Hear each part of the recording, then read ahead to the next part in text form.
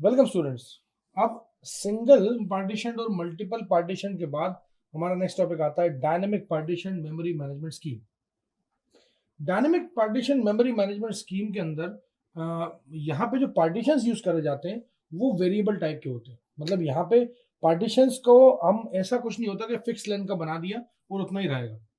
तो जो भी वेरिएबल नंबर ऑफ टास्क आते जाते हैं वैसे वैसे हम पार्टीशंस को क्या करते जाते हैं, चेंज करते जाते हैं। तो इसमें कोई भी फिक्स नहीं, तो इसको हम प्यार से बोलते हैं MVT, मतलब multi programming with variable number of task. वो जो था वो पिछले वाला क्या था, multi programming with fix number of task, इसलिए वो था MFT और ये है MVT। कभी कभी इनके बीच में डिफरेंस आ जाए तो आप कंफ्यूज मत होइएगा।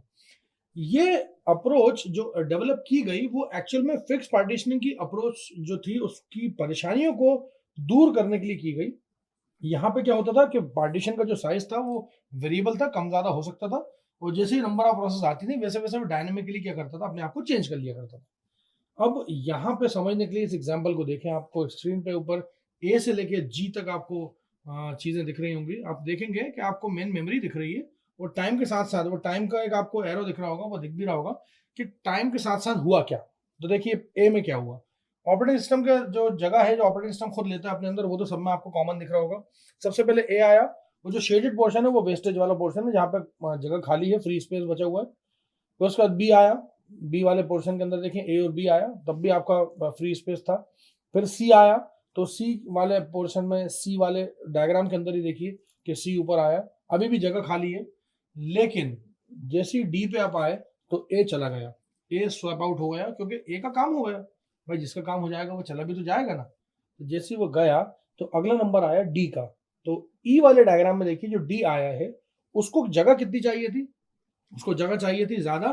उतनी जगह ऊपर की तरफ जो सी के ऊपर अवेलेबल नहीं थी, वो तो कम जगह थी ना। तो जो ए वाली खाली जगह थी हमने वो एलोकेट कर दी उसको।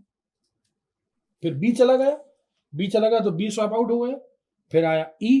अब ई जब आया तो ई ऊपर वाली स्पेस जो सी के ऊपर स्पेस है उसमें नहीं रिसाइड कर सकता, इतना इतना उसके पास वो नहीं था, मतलब जगह कम पड़ रही थी। तो उसने क्या करा, जो बी खाली हुआ था ना, तो जो बी की जो जगह थी वो उसने वो ले ली, और उसके साथ जो थोड़ी और जगह थी वो ले ली।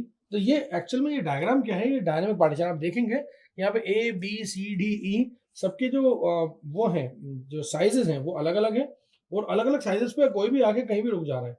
मतलब वेरिएबल है, मतलब ऐसा कुछ फिक्स नहीं है कि नहीं भैया ये पोर्शन तो यहाँ से यहाँ तक कही इतना ही आप आ पाओगे, आप बाकी बचे को कहीं और जाओ, ऐसा नहीं है। आपके हिसाब से मतलब सेटिंग चेंज हो सकती है। तो सेटिंग चेंज होते हुए आपको इस डायग्राम्स में दिख रही होगी। तो ये एक छोटा सा नमूना था डायनामिक पार्टीशनिंग का, dynamic partition memory management scheme का, जो कि स्टैटिक से तो बहुत ही बेहतर है और मल्टीपल की जो खामियां थी उसको भी दूर करती है। Thank you so much.